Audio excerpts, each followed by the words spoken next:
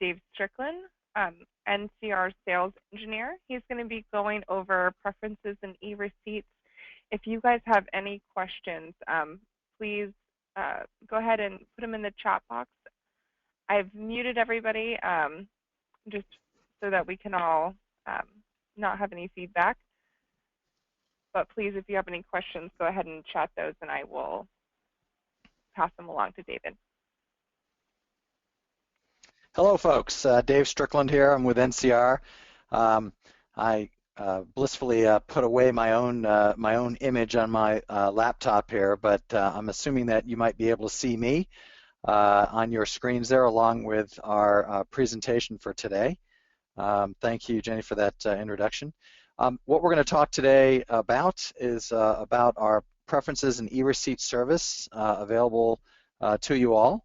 And I've got a presentation that really goes through the entire sort of meaning why, how it fits into our other services continuum, and then we'll go into actually some details about preferences and eReceipts, along with a pro forma business impact model that I think has been really well received by the market, as far as sort of showing you not only, describing not only why eReceipts is a great consumer experience, but also how you can potentially offset the expense of the service with return on investment. So again, I'll go ahead and start the presentation, and if you've got any questions, I guess the way we're going to do that is we'll maybe Jenny, what we can do is just interrupt me or whatever at an appropriate time, and I can always stop and answer a couple of questions.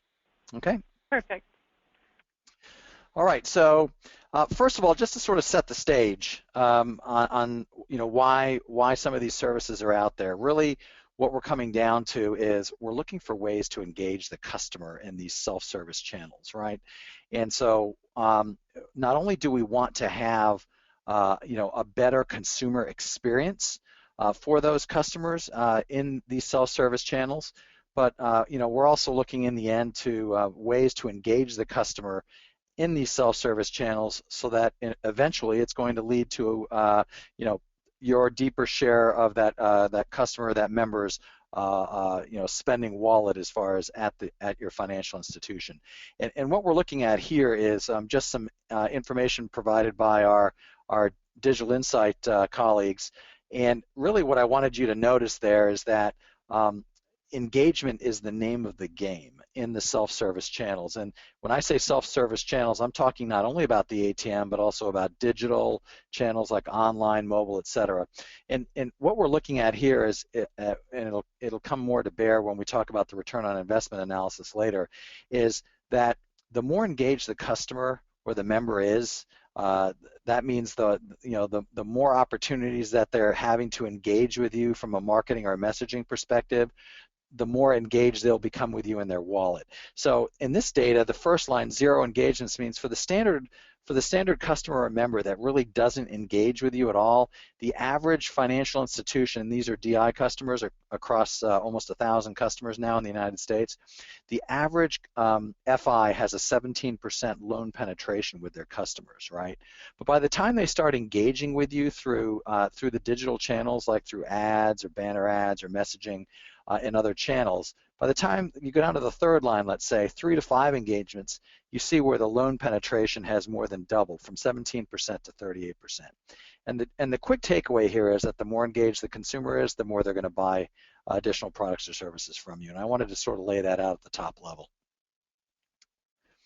So where do we get that engagement in the self-service channel today? Well, we get it through APTRA e-marketing, and that is NCR's multi-channel marketing product, right? And it's a single platform that allows you to do engagement or marketing, and I use marketing as a very generic term, right? Because in real terms, it's communicating with your customer or member in all these different channels under a single platform, right?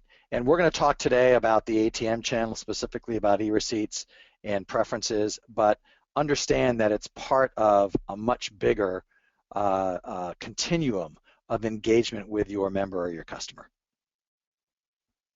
So to set this sort of in perspective, today we're going to talk at the third box, but I wanted to sort of lay out for you how we view our different solutions available at the ATM today.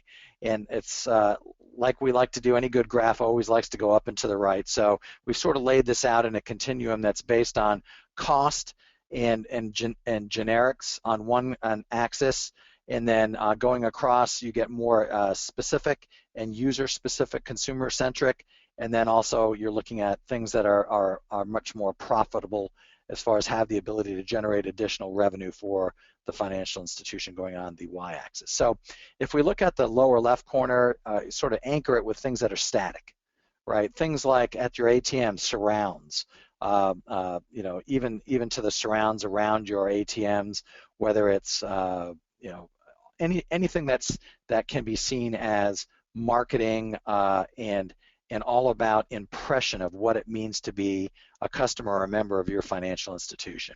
The first level of engagement that we have at the ATM is called promote, and some of you may use promote today if you're using NCR equipment, and it's the ability to have what I like to liken to digital billboard marketing for your ATM, right? Very flexible. You can have different messages on different ATMs at different times of the day. And most of our customers that use it at least at the attract sequence, which is the idle state of the ATM. It also has the ability, though, to provide you with advertising once the customer or the member has slid their card into the ATM, right? Which is then it becomes bin-based marketing. So now ostensibly I can have advertising for my members or customers versus the non-member or non-customer user of my ATMs. The important distinguishing characteristic, though, is where promote leaves off and all of our e-marketing capabilities begin, and it's really all around consumer engagement, right? Getting actually the consumer involved in that communication, right? So the first level of that engagement, where we'll spend most of our time today then for the rest of this presentation, is in that next box up, preferences and personalization, and then eReceipts. And then I'll touch on the end at the top end, which is where do you go from there, and that becomes targeted marketing at the ATM, which is the ability to have an interactive, personalized, relevant communication with your consumer at the ATM. Okay, so let's talk about preferences first. So preferences is the ability to be able to do basically three things, right? It's the ability for the consumer or the user, customer, and I use the word consumer specifically as opposed to a member or a customer, right? We'll talk about why that is in just a second. But it's for that consumer, that ATM user, to be able to set up their own fast cash amount, their personalized, cash and dash, if you will, their default language option, and then paper receipting options at the ATM. And once they're set, they're stored centrally in the cloud.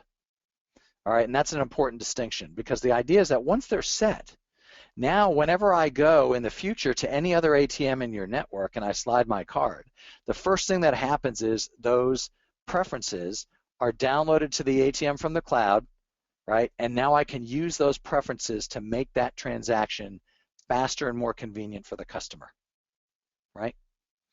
And the easiest way to sort of document that, it would be to say that once I set my fast cash and my language and my paper receipt, now I can enable fast cash, my cash and dash capability, to be up very high in the standard transaction flow. In fact, a lot of our customers are now actually putting that right on the PIN entry screen. So the customer slides their card, right? The preferences are downloaded, and now right on the second screen, the PIN entry screen, the button can say, $200 from checking, no receipt, fast cash, or main menu. And so now I, as the user, will type in my PIN, and I say, you know what, I'm just here to get my usual $200 out. I hit the one button, and immediately I don't have to do anything else. So the flow from that point would go right to the authorization screen, the please wait screen, if you will, on the ATM. And it immediately goes for authorization, and within 30 seconds or so, hopefully, based on the speedier switch, right, I'm getting my cash and I'm on my way.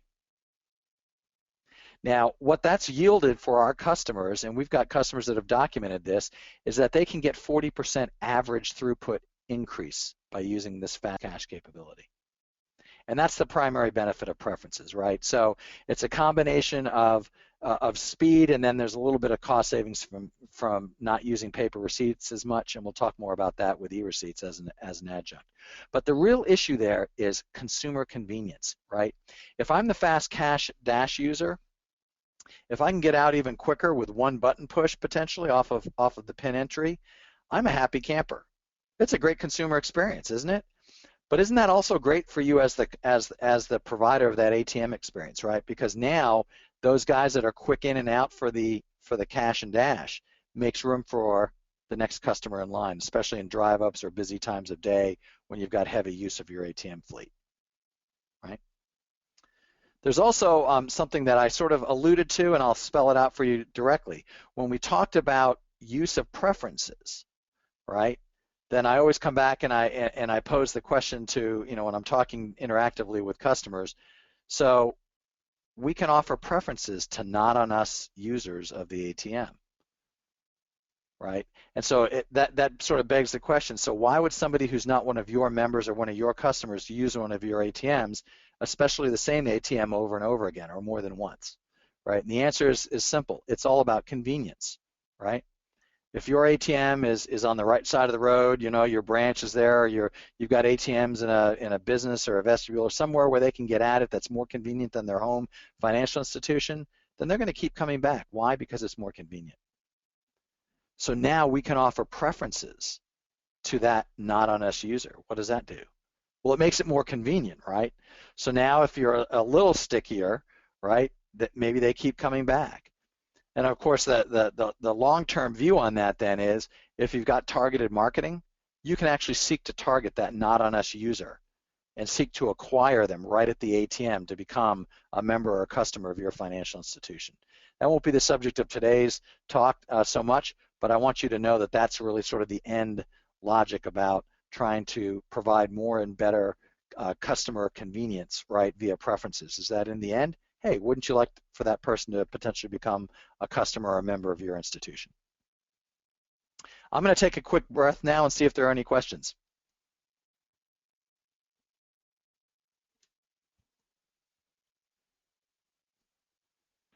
No questions yet.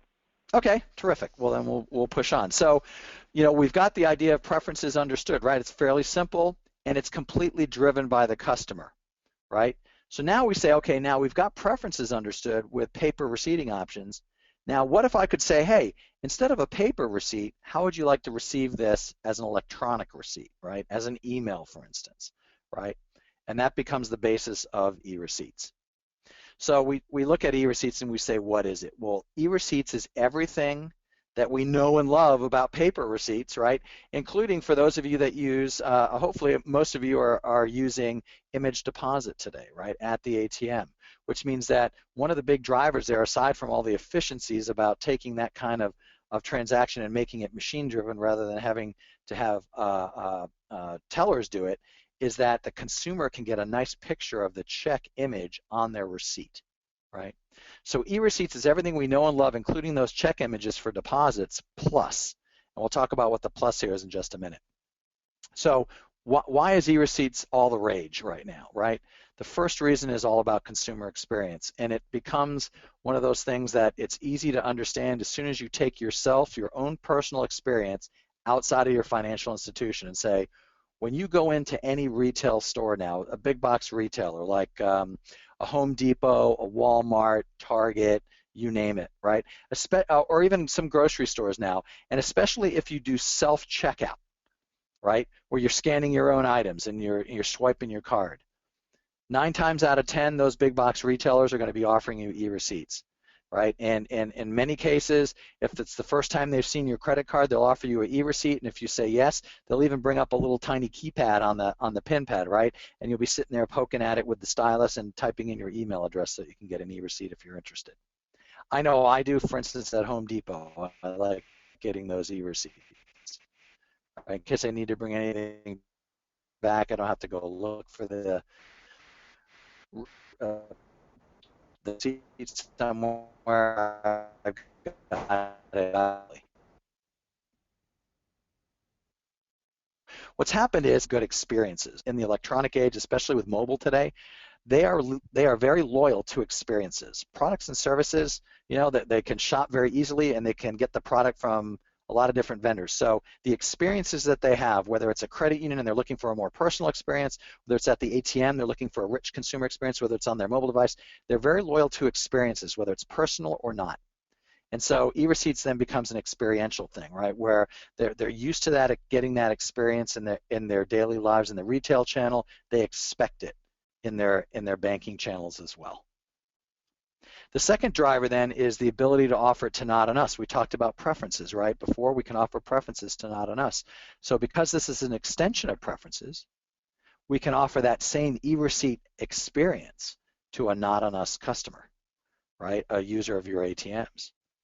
And of course, if there's anybody in there listening from marketing, I'm hoping your ears prick up, right? Because so for a not on us user, right, to say, hey, I'll be offered eReceipts and say I'm interested, right? Eventually, they're going to have to give you, we'll go through the enrollment process in a minute, but they're going to give you initially a cell phone number, right?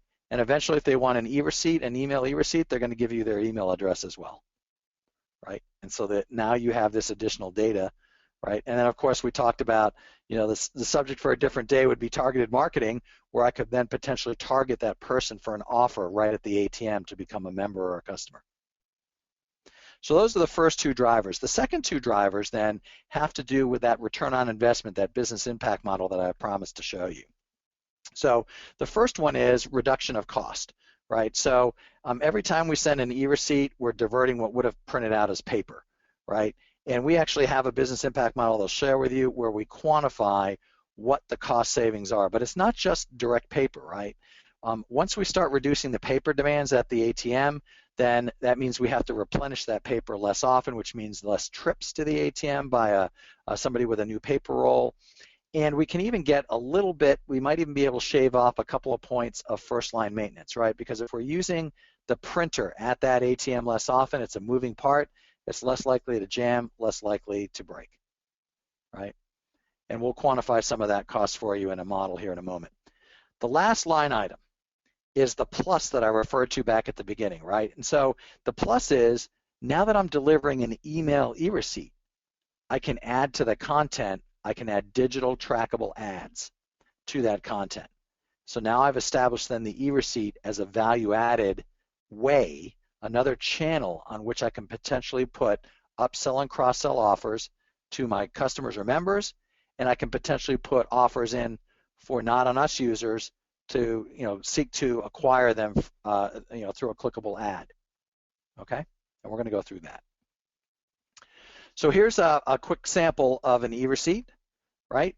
And the key construct to get is when we deliver eReceipts to you as a customer of NCR /FTSI and so on, what we're delivering is an HTML template, right? And the ability to modify and configure that template to your heart's content.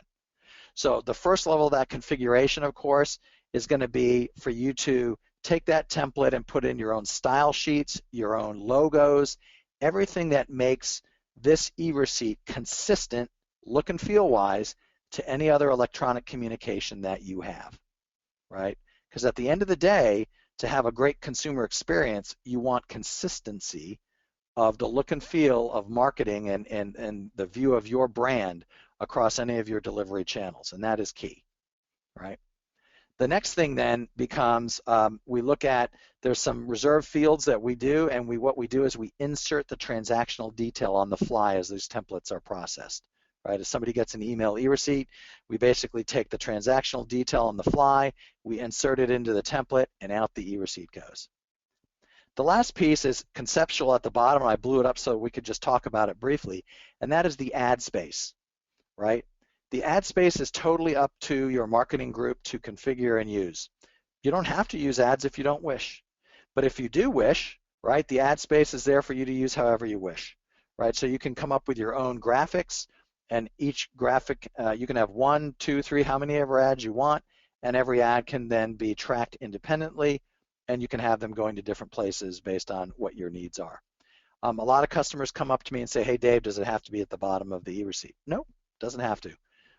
You know, anybody that's been in email long enough knows that, you know, there's a lot of art to setting up email so that it's not only read but then acted on by users.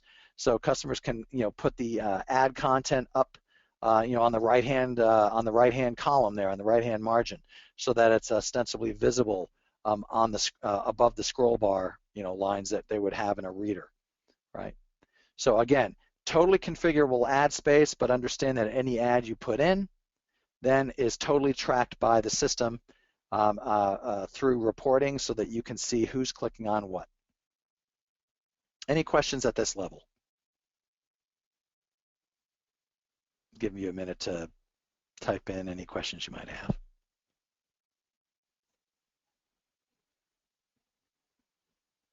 Nope? Okay, we'll go on. So I just want to take you on a quick description of the enrollment process. Now we have a couple ways that you can get data in. One is that we can start from scratch, right? And the way we start from scratch is if a customer says that they want an e-receipt and we don't have any data on them already in the system, then the first thing that we can do is gather their cell phone at the ATM. And from that, we send them a text message, right? So we'd start them out. Let's say they signed up for email e-receipts. The first time that they used it, right, we don't have an email address for them. So we'd ask them for their cell phone number, telling them that we'll send them a link so that they can provide us their email address. But that first e-receipt is actually going to be sent via a link to text, okay, as a text message, as you see here on the left-hand screen. But we'll also then send them a secondary text message with a way to go ahead and sign up for email, right? So what we do is we send them a text message and we say, hey, reply with your email address, right? So now the customer gets the text message. They said, great, yeah, I want to send it up. They can reply right off their mobile device with their email address. And then the second step is we would go ahead and send them a confirmation that we got it. And now we're going to send them an email to the email that they specified. They could go to their email reader on their mobile device or in online, and then they would click on that email, and that performs what we call a double opt-in. So if anybody's if anybody's in the email channel today in marketing and they understand email, this is a critical step, right? Because it does two things. It validates that you didn't fat finger your own email address, right, in the registration process, and it allows us to perform what's called a double opt-in, which means we send it, you verified that we have the right email address, and you're clicking on it saying, yes, this actually is me, and I actually do want this service. Now we're good to go. Okay, I will take a quick, I'll take one more breath here, and then we'll go through the proof of the business impact model. Are there any other questions?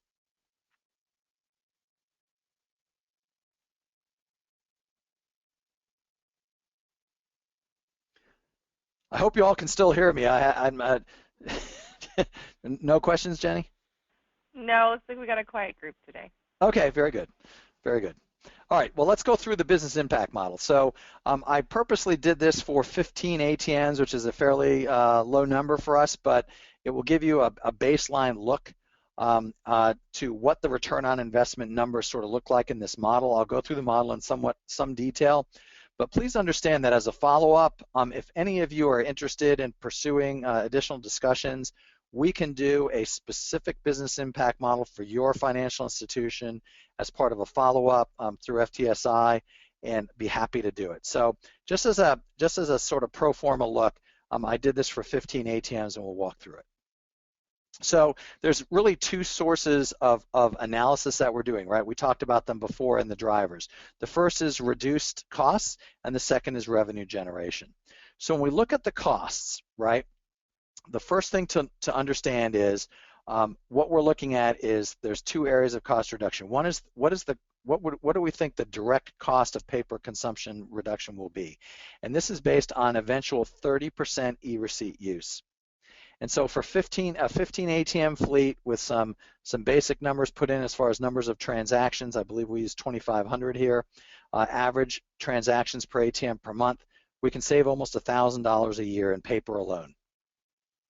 Okay, and then using an average trip cost of $30 per trip, then we can save an additional $1,000, right, just over $1,000 on reduced trip costs based on not having to replenish the paper as much. And then finally, we talked about being able to maybe shave a couple % off of first line maintenance. So with 30% eReceipt use, we're saying, hey, if we could shave 5% fewer first line maintenance calls to unjam a printer, a receipt printer, or replace a printer that's broken, we could save another $540 there. Okay, so all in, you're looking at roughly $2,500 a year in cost savings by reducing that paper load through eReceipts. It gets a lot more interesting when we look at the revenue impacts, right? So in order to generate some numbers here, we have to provide basically 3 additional parameters. One is what is going to be the average value for a cross-sell or upsell offer that would be in the eReceipt itself, right? And we use $150 as our sort of baseline point there. Obviously, like a CD renewal or something like that might be very low value today, especially with interest rates being very low. But a home equity line of credit or a mortgage offer that somebody clicks on might be a very great value, right? So we came up with $150 as the average offer for an existing customer.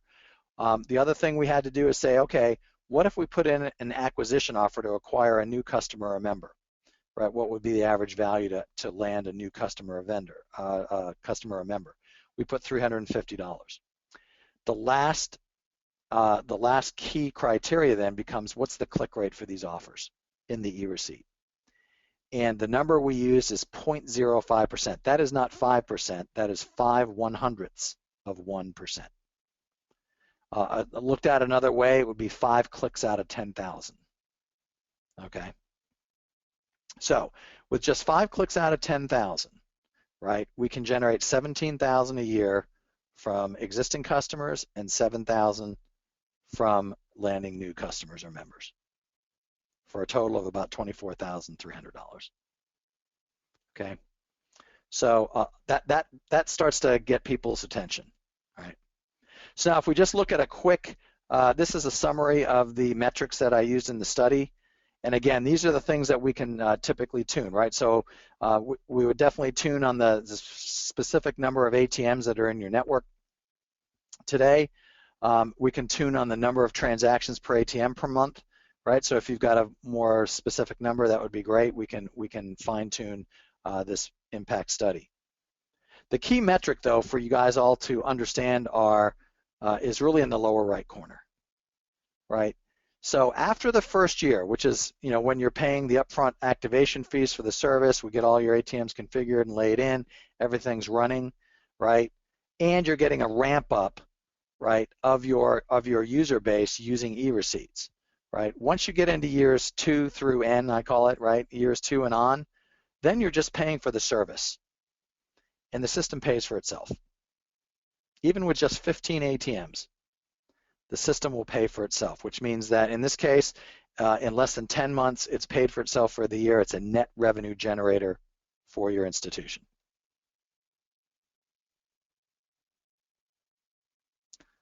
Any questions?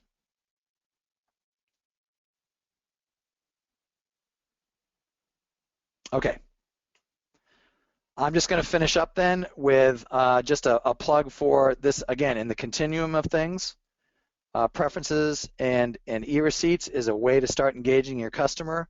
At the top level of engagement then becomes targeted marketing, right? And then that's an additional service that allows you then to reach into your customer or member base and be able to target them at the ATM with a personalized, relevant communication. And customers will ask me all the time, so is it going to always be an offer? No. Some customers really want to use it just to do a combination of things. One of them might be, hey, could I talk to my customer or member? Could I wish them a happy birthday if they come to the ATM within a week of their birthday? Sure, absolutely.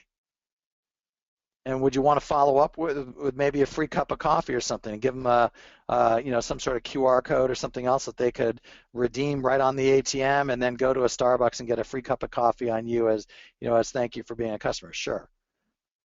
But could it also be used to say, hey, if I knew that Dave Strickland didn't have a car loan with me, and maybe once a month I'd want to market, see if he's maybe gotten a bonus and he wants to get rid of his old jalopy.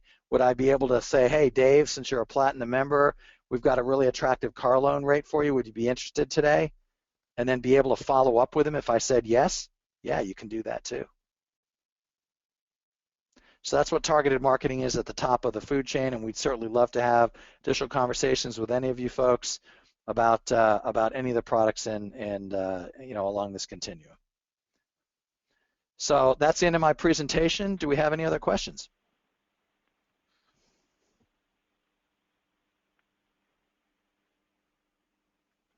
Doesn't look like we have any questions, but thank you guys so much for joining us today. And if you have any questions or would like a follow-up with a business impact model, please reach out to your sales managers and we'll get that all set up for you.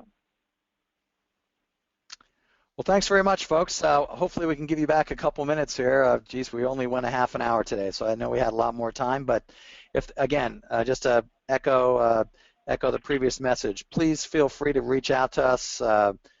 Myself and my team would be happy to help our FTSI partners answer any questions you've got.